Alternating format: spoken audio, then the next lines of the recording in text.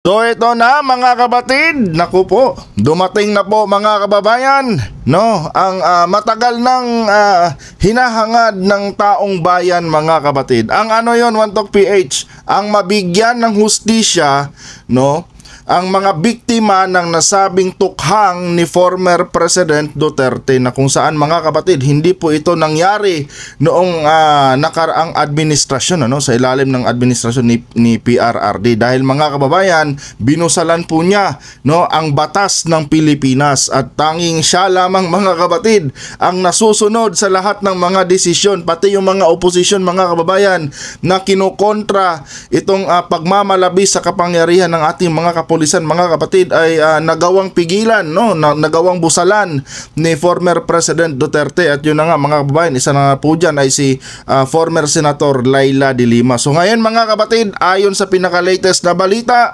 no, naka-onboard na daw si former President Duterte mga kababayan sa isang eroplano na magdadala sa kanya, no, sa kulungan ng ICC. At ang dami talaga mga DDS mga kapatid ang umiiyak ngayon. Pero bago ang lahat mga kababayan, One Talk PH nga pala nagbabalik mga kapatid para po sa panibagong update. So ito na nga ang balita ngayon mga kababayan, ano. Ngayong araw na ito mga kapatid ay naproseso po ang lahat, no. Paglapag ni Digong galing sa Hong Kong, no. Paglapag ni Digong sa Terminal 3 sa NAIA ay sinerve na kaagad mga kapatid yung kanyang sinasabing warrant, no. At isa po diyan sa nag-assist nga ay si General Torre. At pagkatapos mga kababayan, dinala po siya dito sa dinala po siya dito sa Villamor Air Base. Tapos mga kapatid, ewan ko anong ginawa doon, kinunan niya ng mga statement, no, or may mga konting diskusyon lang. Pero mga kababayan, ano, nitong gabi po ay dinala na po, no, si Tatay Digong po ay nasa loob na po ng eroplano mga kapatid na papuntang ICC, papuntang kulungan ng ICC mga kababayan. So ngayon, no, sino ba ang dapat sisihin dito mga kapatid? Ang gobyerno ba ni PBBM o si former President Duterte?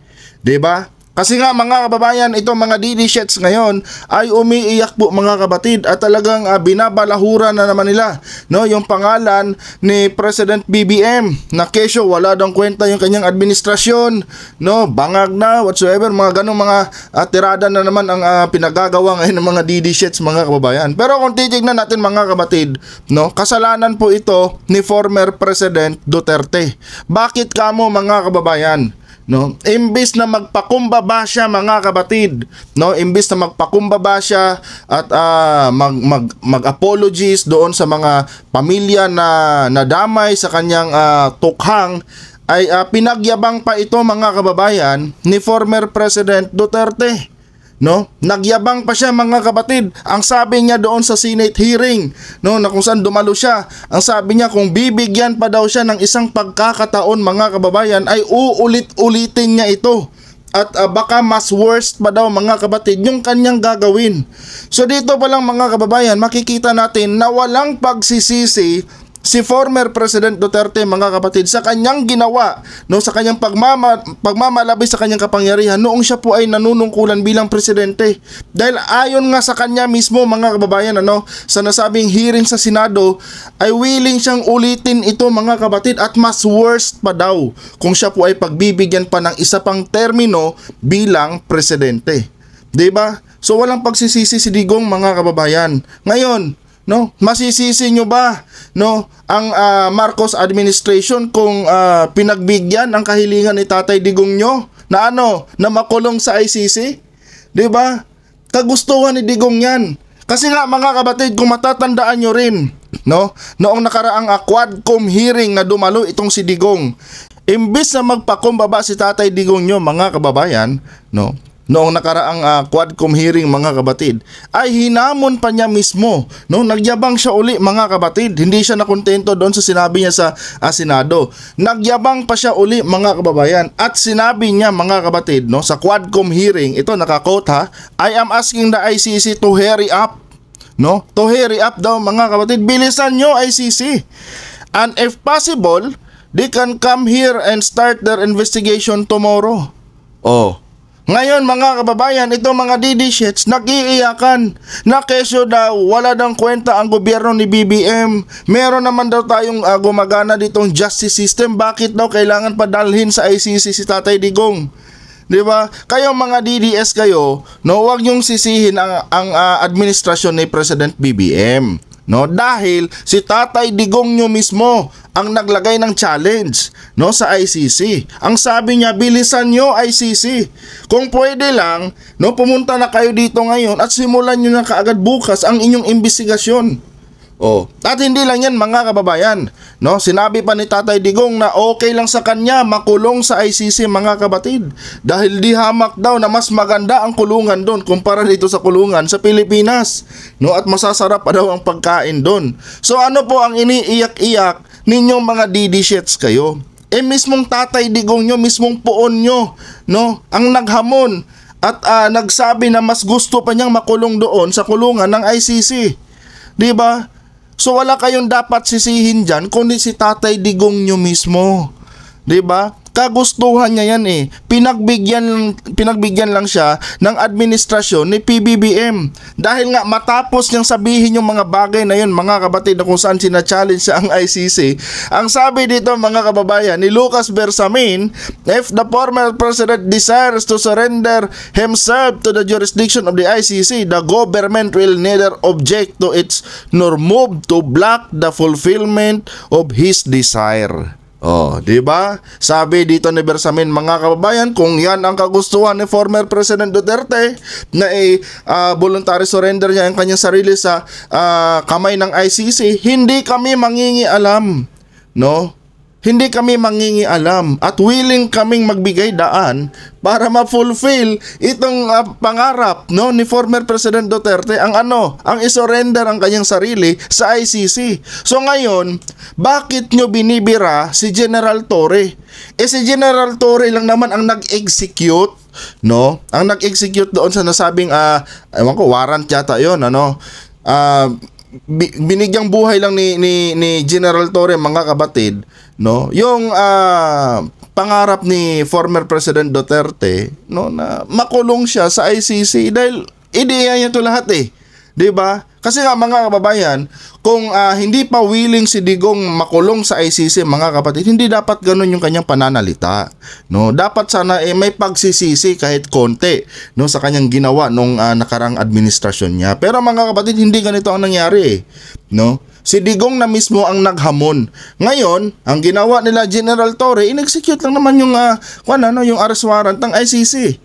Dahil kailangan naman talaga makipag-coordinate dito mga kababayan sa ating mga PNP, no? Para masakote itong si former President Duterte. And kita nyo naman mga kabatid, wala naman kung anong mga violent reaction si Tatay Digong nyo noong lumapag siya kanina sa NAIA. 'Di ba? Willing siya mga kababayan. In fact, sumama siya ng walang mga kapatid, nang walang maraming mga diskusyon na ginawa. 'Di ba? Sumama siya mga kababayan. Ibig sabihin, kagustuhan din talaga ni Tatay Digong nyo. Dahil mga kapatid, pwede niya rin kasi itong gamiting propaganda, no, para sa 2028. And siguro sa susunod nating vlog mga kababayan ay i-discuss po natin 'yan. 'Di ba? Sa ngayon mga kapatid, ang masasabi ko lang dito, no, sa nangyaring ito ngayon kay former President Duterte mga kapatid, kumbaga wish granted, no, kasi ito naman talaga ang wish ni Tatay Digong 'di ba? Ang bilisan ng ICC ngayon, no, yung kanyang hamon sa ICC mga kapatid, nagkatotoo na. 'Di ba? Nagkatotoo na. So wala siyang ibang dapat sisihin dito, no? At maging sa mga statement kanina ni Tatay Digong nyo mga kababayan, wala din naman talagang halong pagsisisi si former President Duterte, no? Never siyang nag-deny mga kapatid. Hindi pa rin niya binabawi yung kanyang mga remarks noon, 'di ba? So dito pa lang, no, anticipated na ni former President Duterte mga kababayan na ganito talaga ang mangyayari sa kanya, no? At hamon niya rin to kagustuhan din ni Tatay Digong, no, na makulong siya sa ICC. 'Di ba? Sabi niya, bilisan nyo. O di binilisan ng ICC. O sa loob ng isang araw nakuha siya dito. At ngayong gabi nga mga kababayan, papunta na po silang The Hague, 'di ba? pupunta na po siya doon sa kulungan ng ICC. And mga kapatid, no, susunod na dyan sila Bato de la Rosa. Sila Bato de la Rosa na mga kababayan ang susunod dyan, no? At yung iba pang mga opisyal na nag-facilitate dito sa tukhang ni Tatay Digong nyo. And ito pa mga kababayan, baka po madamay dito mga kabatid, si Vice President Sara Duterte. At nga mga kababayan, nasa listahan din po siya ng ICC mga kabatid. At ito pa, no, tandaan nyo mga kababayan na minsan na rin sinabi ni Robin Padilla mga kabatid na kung sakali man, no, nahulihin ng ICC si Bato de la Rosa, ay willing daw siyang sumama mga kababayan. According kay Robin Padilla, no, kung sakaling huhulihin nyo si Bato, hulihin nyo na rin ako. No, voluntaryo ko pong ibibigay sa inyo ang aking sarili. Tandaan natin yung mga kababayan, ano? Ako tinatandaan ko talaga yung mga sinasabi ng mga grupo ni Digong mga kabatid, 'di ba? Ewan ko lang talaga itong si Robin mga kababayan, ano, kung kaya din ba niyang panindigan yung kanyang sinabi noon mga kabatid, no? Na kung sakali mang ikukulong si Bato, kukunin si Bato dito ng ICC ay voluntaryo niya ring ibibigay yung kanyang sarili. Kasi mga kababayan, ano, kung hindi yan kayang panindigan ni Robin Padilla mga kapatid, ibig sabihin malaking fake news, no, itong si Robin Padilla, at ibig sabihin niyan mga kababayan, wala po siyang paninindigan. Hanggang dito na lang mga kapatid. Adios.